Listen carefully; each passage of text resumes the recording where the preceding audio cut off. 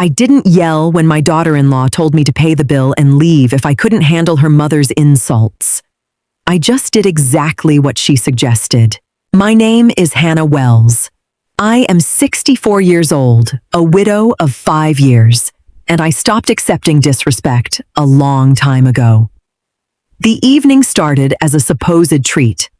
My son David and his wife Sarah invited me to a nice seafood restaurant downtown. When I arrived, I was surprised to see Sarah's mother Brenda already sitting in the booth. Brenda was a woman who used sarcasm as a shield and a weapon. Within 10 minutes, she had critiqued my blouse, asked invasive questions about my late husband's pension, and complained about the restaurant's lighting. David just stirred his drink. He had a habit of fading into the background whenever his wife or her mother took over a room. Sarah sat next to Brenda, sipping her wine and offering a faint, validating smile every time her mother landed a verbal jab. I kept my responses short and neutral. I ordered my meal focused on the food and tried to steer the conversation towards safer topics like the weather or their recent home repairs. But Brenda wasn't interested in safe topics. She thrived on making people squirm, and tonight I was her chosen entertainment. "It must be nice," Brenda chuckled, leaning over her half-eaten salmon. "Having all that free time, no husband to look after, no real responsibilities. Just puttering around your big empty house while the rest of us work for a living." I set my fork down, quietly, wiping my mouth with a napkin. "I keep busy, Brenda. Peace and quiet is a privilege I've earned." Sarah rolled her eyes. I knew what was coming next, but I didn't know how far they were willing to push it. Brenda didn't like my answer. She swirled her wine and sighed dramatically. "Oh, please. You're just isolated. That's why you always hover around David. It's a little desperate, don't you think?" David shifted uncomfortably, staring hard at his plate. "Mom's not desperate, Brenda," he muttered. It was a weak defense, barely audible over the restaurant's background noise. Sarah immediately placed a hand on David's arm, silencing him. Then she looked at me. Her expression wasn't angry. It was entirely dismissive. "Honestly, Hannah, you take things way too seriously. Mom is just joking." "Insults aren't jokes, Sarah," I replied evenly. "They're just rude." That was when Sarah dropped her smile. She leaned forward, locking eyes with me. "If you don't like my mother's sarcastic jokes, you can pay the bill and leave." She expected me to shrink. She expected me to lower my gaze, apologize for ruining the mood, and silently endure the rest of the dessert menu. Instead, I smiled. "You know what, Sarah? That is an excellent idea," I said. I signaled the waiter who was passing by. I handed him my credit card and asked him to put the entire table's check on it. David looked up, confused. Sarah looked triumphant, assuming I was just paying to keep the peace. When the waiter returned, I signed the receipt, put my card in my purse, and stood up. I slid my coat over my shoulders.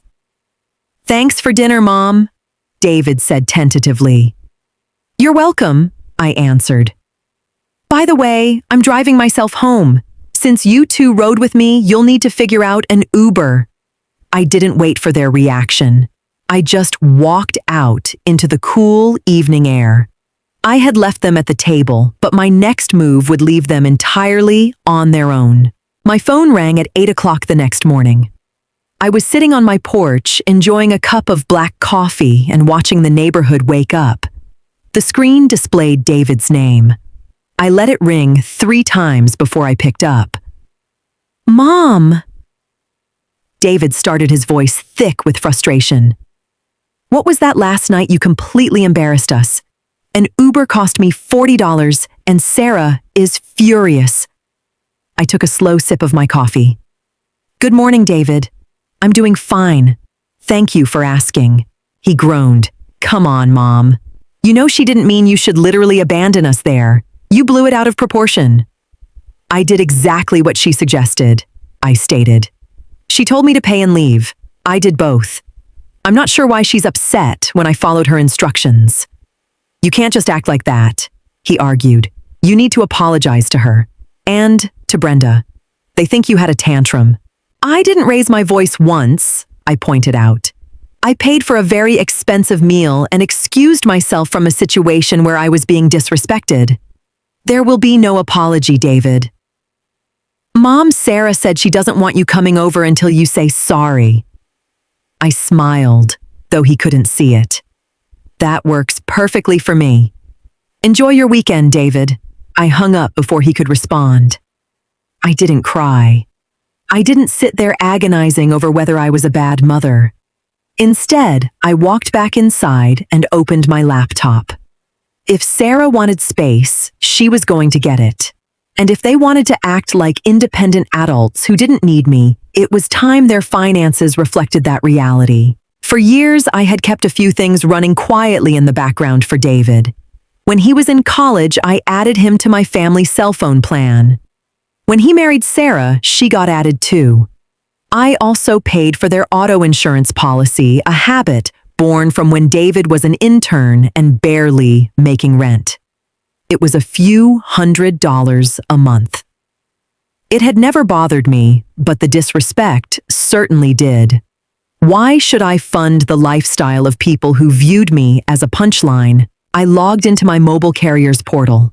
It took exactly 4 clicks to separate David and Sarah's phone lines from my master account. The system prompted me that their service would be suspended by midnight unless they added their own payment method. I confirmed the change. Next, I opened my insurance provider's website. I removed David's truck and Sarah's sedan from my policy. I requested an email confirmation for the cancellation. It arrived in my inbox a minute later. I didn't send them a warning text. I didn't write a dramatic email explaining my actions.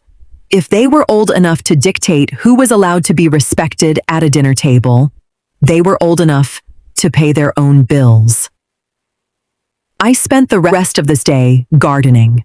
I pulled weeds, repotted my ferns, and enjoyed the sunshine. It was peaceful. The knot of anxiety that usually formed in my chest after spending time with Sarah and her mother was completely gone. By Tuesday afternoon, the changes took effect. I knew exactly when it happened because David couldn't call me. He had to drive to my house instead. I watched his truck pull into my driveway, wondering how he would handle the sudden reality check. I was wiping down the kitchen counters when David knocked on the front door. He didn't wait for me to answer, using his spare key to walk right in. His face was red, and he held his smartphone up like a piece of evidence. "My phone stopped working," he announced. "Sarah's too, and I got an email from the insurance company saying our coverage was dropped. Did your cards get hacked?" I dried my hands on a towel and leaned against the counter. "No, David. Nothing was hacked. I removed you from my accounts." He stared at me, blinking. "What? Why?" "Because you are 30 years old," I replied simply. "You have a full-time job. Sarah has a job. It's time you manage your own expenses." "This is about the dinner, isn't it?" he demanded, his voice rising. "You're doing this to get back at Sarah." "I'm doing this because I realized I'm financing people who tolerate me at best and insult me at worst," I said calmly. "I'm not angry, David. I'm just adjusting my budget." "We don't have the money to just take on these bills out of nowhere," he protested. "You could have warned us." "You have savings," I reminded him, "and you have your paychecks. You will figure it out." He paced across the kitchen floor, running a hand through his hair. "Sarah is going to lose her mind when I tell her it was intentional." "That is between you and your wife," I answered. "Now, unless you came over just to discuss phone plans, I have a casserole in the oven." David left without another word, slamming the front door behind him. I went back to cleaning my counters. The house was quiet again, and I felt a profound sense of relief. The next morning, I expected Sarah to call, perhaps from her office phone. Instead, she chose a more aggressive tactic. I was reading a book in my armchair when I heard heavy footsteps on the porch, followed by a sharp, demanding knock. I walked to the front door and opened the solid wood panel, but I kept the heavy metal screen door locked. Sarah stood on the porch, holding her purse tightly. Behind her stood Brenda, wearing a smug expression. They had come as a team to put me in my place. "Open the door, Hannah," Sarah demanded. "We need to talk." "We can talk right here," I said, looking at them through the mesh screen. Brenda scoffed. "Don't be ridiculous. Let us in. You're acting like a child, locking us out." "It's my house, Brenda. I decide who comes inside," I answered. "What do you want, Sarah?" Sarah glared at me. "You cutting off our phones. And insurance is petty and vindictive. You're punishing David because you don't like me." "I removed financial support that I was providing out of generosity," I corrected her. "Generosity requires mutual respect. You made it clear at dinner that respect isn't on the menu. So, I took my generosity elsewhere."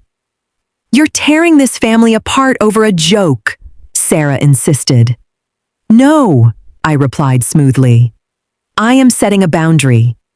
How you choose to react to it is your business. But you will not come to my home to bully me." Before Sarah could launch into another argument, I stepped back. "Have a good day, ladies." I closed the heavy wooden door, turned the deadbolt, and walked back to my armchair. I could hear Sarah complaining loudly on the porch for another minute before their footsteps retreated. They had tried to push, and the door didn't budge. A week passed in complete silence. I didn't reach out to David, and he didn't reach out to me. During that time, I found myself walking through my 4-bedroom house, really looking at it for the first time in years. It was too big. The property taxes were high, and cleaning the empty rooms was a chore I no longer enjoyed. More importantly, I knew David and Sarah had plans for this house. I had heard them whispering at Thanksgiving about how they could renovate the kitchen when they move in. They saw my home as their future asset, a safety net they didn't have to earn. I picked up the phone and called a real estate agent. Within 2 days, a nice woman named Claire was walking through my living room taking notes. She told me the market was incredibly competitive and my house would sell in days.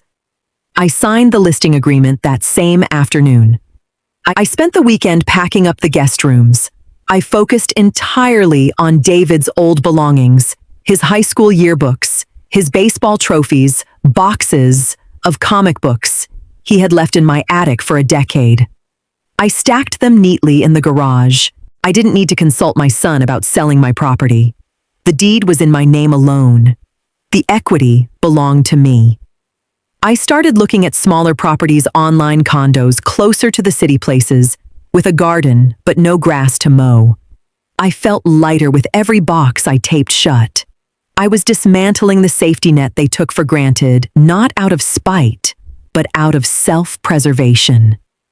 I was designing a future that belonged only to me. The for sale sign went up in my front yard on a Tuesday. On Wednesday afternoon, David showed up. He didn't use his key this time. He rang the doorbell. I opened the door wearing an old t-shirt and holding a roll of packing tape. David stared at me pale and wide-eyed. He pointed a shaking finger toward the front yard. "What is that?" he asked. "It's a sign, David. I'm selling the house," I replied, stepping aside to let him in. He walked into the hallway, looking at the stacks of cardboard boxes. "You can't sell the house. This is the family home. Sarah and we were talking about moving in next year to help you maintain it." "I don't need help maintaining it," I said. "I'm buying a smaller place, a condo." David pulled out his phone. He had evidently set up a new plan and called Sarah. I could hear her panicked voice through the speaker. "Put her on the phone," Sarah demanded. David handed the phone to me. "Hannah, what are you doing?" Sarah yelled. "You're throwing away David's inheritance. You can't just sell it without talking to us." "Sarah," I said, keeping my voice low and steady. "I am very much alive. I do not have an inheritance to give yet. I have a house, and I am choosing to sell it to fund my retirement. You're doing this just to spite me, she accused. I don't think about you nearly enough to base my financial decisions on you. I answered honestly. I handed the phone back to David. There are 3 boxes of your things in the garage, David, I told him. Please take them today. He looked utterly defeated as he walked toward the garage. The reality had finally set in.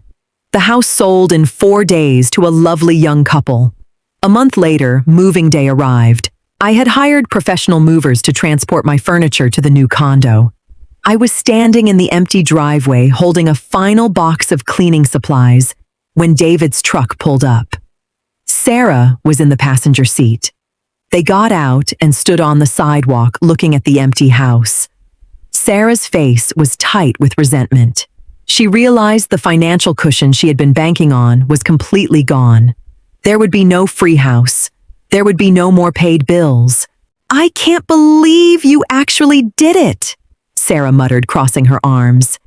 You're going to be awfully lonely in a condo all by yourself. I looked at her, adjusting my grip on the box.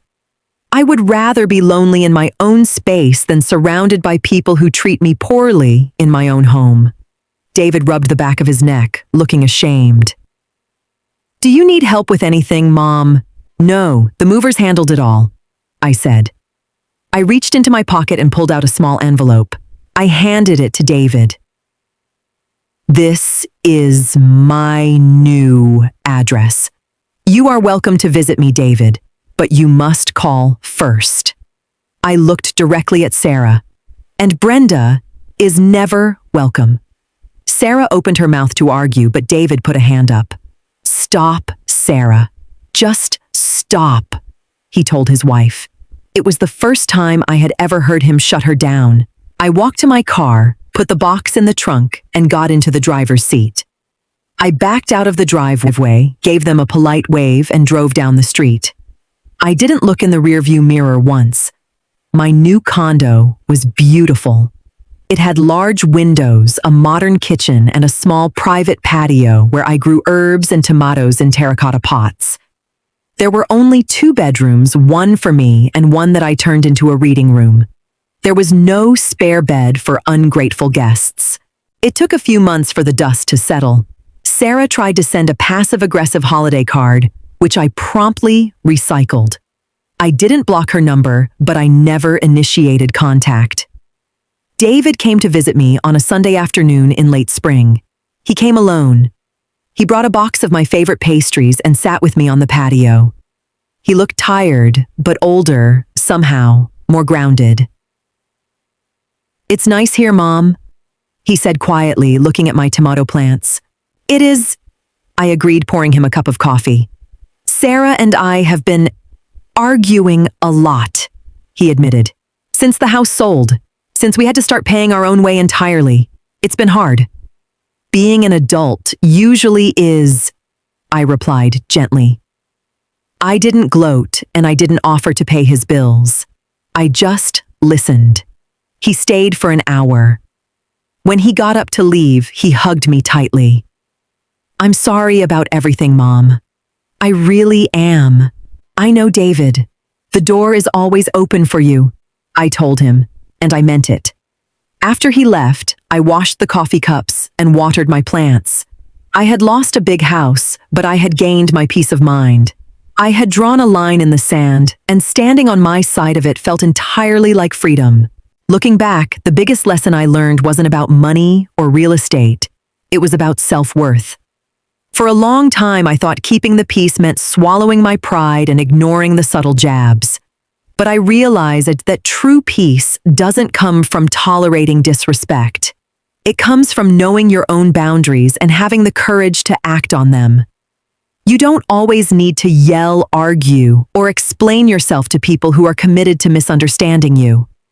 Sometimes, the most powerful response to toxicity is simply quietly removing your presence, your energy, and your support. We all deserve to feel safe and valued in our own lives, even if we have to build that space entirely on our own. Thank you so much for spending your time with me and listening to my story today. Have you ever had to make a tough decision to protect your own peace? I'd love to read about your experiences in the comments below. If you found this story relatable or empowering, please hit that subscribe button and give this video a like. It really helps the channel grow, and I can't wait to share more stories with you in the next video. See you then.